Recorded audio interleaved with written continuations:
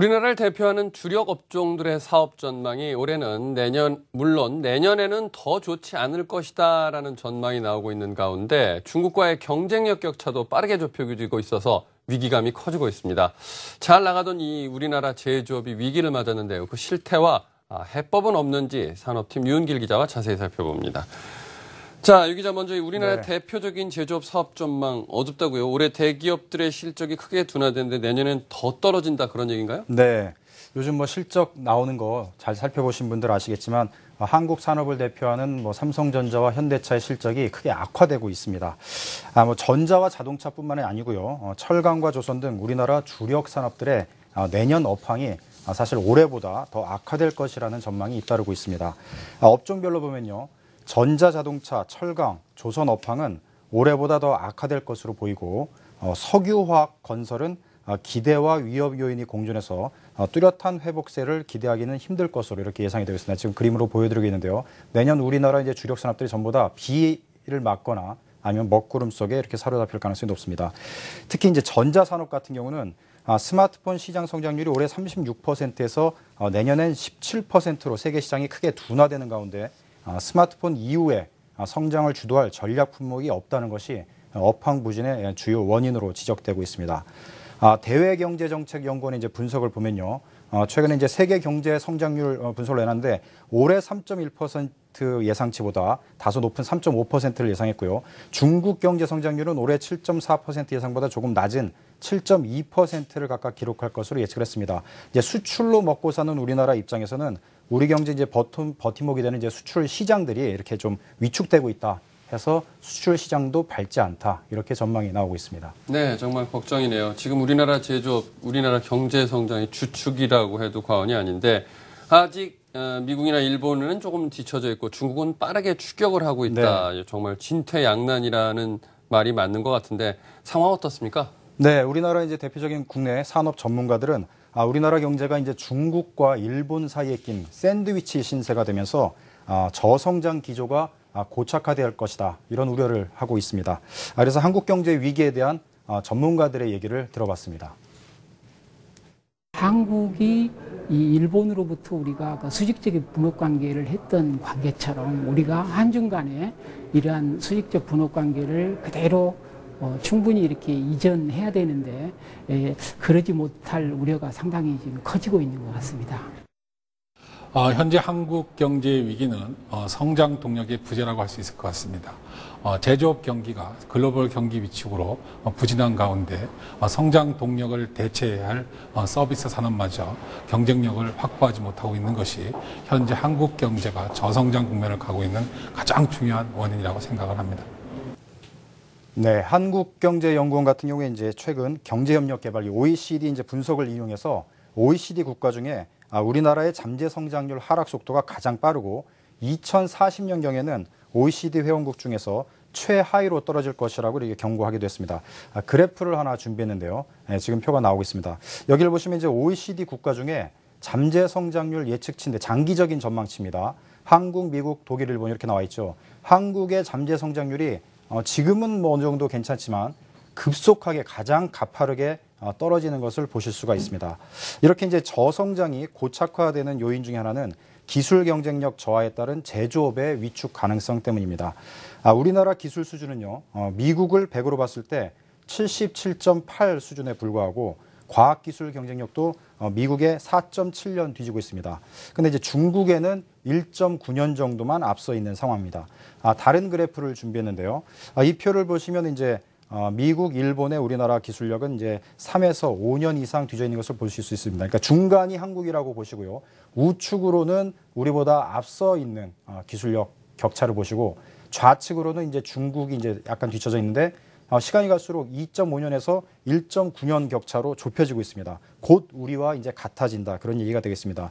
그래서 실제 중국 스마트폰은 2년 내에 세계 시장 점유율 1위에 오를 전망이 나오고 있습니다. 현재 일본 기업은 엔저를 바탕으로 가격 경쟁력을 회복하는 추세이고요. 중국은 기술 경쟁력을 빠르게 키우고 있어서 우리 수출 시장이 중국과 일본 기업들에게 빠르게 잠식당하고 있는 그런 상황입니다. 특히 중국은 제조업 분야에서 무서운 속도로 한국을 따라잡고 있습니다. UN 국제 제조업 경쟁력 지수를 보면요. 지금 표로 나오고 있는데 2000년 한국과 중국의 제조업 경쟁력 순위는 이제 11계단 차이가 났습니다. 2000년에는. 근데 2010년을 보시면 한국은 4위, 중국은 7위, 이렇게 3계단 차이로 줄어듭니다. 지금 2014년인데요. 향후에는 이게 같아진다는 얘기가 되겠습니다. 그래서 2000년대 전반기에는 한국이 이제 중국 특수로 수요 측면에서 산업 경쟁력을 끌어올렸는데 2006년 이후 지금 이제 후반기 접어들어서는 중국이 중국 내부에 대한 투자를 확대하면서 중국 기업의 경쟁력이 급상승하고 있다. 이런 분석들이 나오고 있습니다. 자, 정말 우리 제조업 위기군요. 빨리 해법을 좀 모색해야 되지 않을까 싶은데 전문가들은 이 우리 산업, 특히 제조업 경쟁력을 어떻게 회복해야 한다고 보고 있나요? 네, 국내에 뭐 내놓으라 하는 연구기관과 대학에 몸담고 있는 대표적인 산업 전문가들은 여러 의견들을 내놓고 있는데요. 제가 이들 전문가들로부터 한국 경제의 저성장 장기화 국면을 어떻게 하면 돌파해 나갈 수 있는지 그 해법들을 들어봤습니다. 먼저 관련 리포트 보시겠습니다. 엔저로 가격 경쟁력을 확보한 일본과 기술력을 높여 추격하는 중국 사이에 낀 한국 제조업이 위기를 맞았습니다. 전문가들은 저성장 고리를 끊기 위해서는 우리 산업 정책과 기업 경영 전략 패러다임에 대한 전면 재검토가 시급하다고 진단했습니다. 이를 위해 기존 제조업뿐만 아니라 의료, 관광, 교육 등 고부가가치 서비스 산업의 전략적 육성이 필요하다고 분석했습니다. 제조업의 현재의 경기, 현재의 경쟁력을 유지하는 한에서 서비스 산업의 경쟁력을 빠른 시일 내에 회복시키는 것이 한국 경제가 저성장을 탈피하는 데 가장 핵심적인 해법이라고 생각을 합니다. 또한 제품 주기가 짧고 경쟁이 치열한 ICT 분야는 개별 기술 개발보다는 의료 분야와의 기술 융합을 통해 새로운 우위를 확보해야 한다는 조언입니다. 이와 함께 산업 주도권을 유지하기 위한 방안으로 기업 인수합병도 생각해 볼 수 있습니다. IT처럼 추격이 빠른 분야 같은 경우에는 중국의 신생기업 같은 거를 M&A 해가지고 또는 지분 참여해서 한국의 미리 경쟁의 싹을 잘라버리거나 또는 그런 기술을 이미 흡수하는 그런 전략이 되어 있고, 여기에 우리의 핵심 고객이 중국이긴 하지만 중국 시장에 편향된 기능 개발은 범용의 파괴적 기술을 나오지 못하게 하기 때문에 시장 다변화도 이뤄져야 합니다. 수요 측면에서는 우리나라가 사실 중국에 굉장히 핵심을 두고 있는 그런 문제가 있어가지고 세계 시장으로 조금 더 폭넓은 시각 전환을 해야 되겠다. 이 밖에 새로운 신화에 도전하는 중소창업 기업인과 스타 전문 경영인들을 발굴해 지원하는 심리적 산업 정책도 필요하다고 전문가들은 주문했습니다. 한국경제TV 유은길입니다.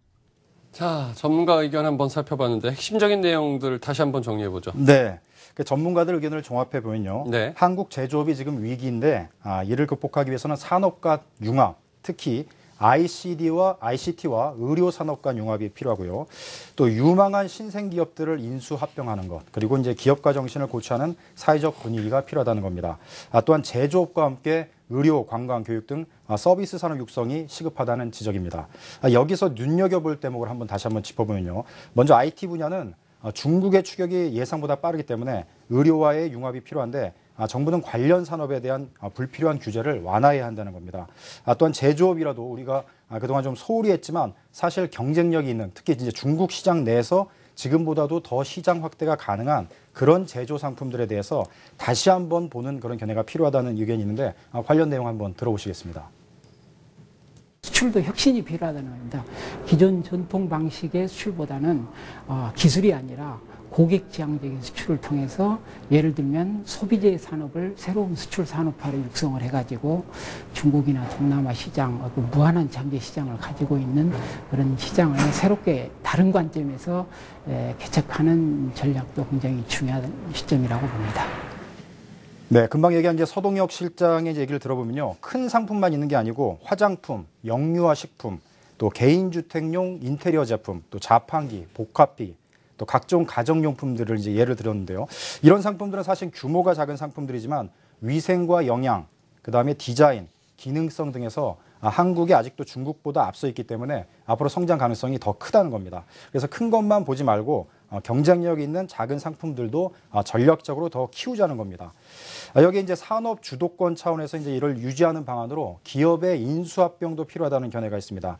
잠재적 위협이 될 만한 기술이나 비즈니스 모델을 가진 신생 기업들을 일찌감치 인수해서 잠재적 위협 요인을 제거하자는 겁니다. 전문가 얘기 들어보시겠습니다. IT처럼 축이 빠른 분야 같은 경우에는 중국의 신생 기업 같은 거를 M&A 해가지고 또는 지분 참여해서 한국의 미미리 경쟁의 싹을 잘라버리거나 또는 그런 기술을 이미 흡수하는 그런 전략이 되어 있고, 반면에 이제 부분 소재처럼 추격이 느린 분야에 대해서는 한국이 갖고 있는 현재 좀 더 그 기술을 융복합화 또는 암묵성을 높여가지고 중국이 추격하기 어려울 정도로 변환시키면은 그것이 이제 추격의 방어에 도움이 된다는 생각입니다. 네, 이 밖에 이제 스타 기업이 발굴과 함께 그 기업가 정신을 좀 고취해서 성공 신화를 만들어 가자는 겁니다. 그래서 이런 내용에 우리 정부와 언론 또 사회 모두 노력해야 한다는 그런 견해도 귀담아 들을 필요가 있습니다. 전문가 얘기 들어보시겠습니다. 소위 말하는 심리적인 산업 정책이랄까요? 그래서 기업가 정신을 고취하고, 우리가 이제 이전에 우리가 이 산업 주도권을 추격하던 시절은 바로 그 많은 신화들을 쓰고 그런 경영자들이 나왔었는데, 요새 와서는 기업 얘기만 많고, 그것도 뭐 기업의 지배 구조나 승계 문제 이런 얘기만 많고, 우리에게 그 신화적인 그런 기업가들이 우리 그 언론이나 이런 데 잘 등장을 안 합니다. 근데 비해서 중국이나 이런 데는 아주 정책적으로 스타 경영자들을 띄우고, 그리고 그런 것들을 우리가 잘 참조를 해서. 네, 대표적인 예를 하나 들 수 있는데, 최근 이제 중국의 마윈이라는 알리바바 창업주가 미국 증시에 이제 상장에 성공하면서 상당히 주목을 받고 있습니다. 그런데 물론 이제 성공의 요소들은 이제 마윈이라는 인물이 갖고 있긴 하지만, 이는 이제 중국이 사실 정책적으로 기업 신화 드라이브에 나선 측면도 있습니다. 그래서 우리가 이 부분을 주목해야 되는데요. 따라서 우리 정부도 창업 기업인과 스타 전문 경영인들을 발굴해서 지원하는 그런 심리적 산업 정책에도 좀 관심을 가질 필요가 있다. 그래서 이제 경제 성장은 정부와 기업, 또 언론, 국민 모두가 함께 관심을 가지고 성공한 사람들에 대한 격려가 있을 때 가능한 일일 것입니다. 네, 알겠습니다.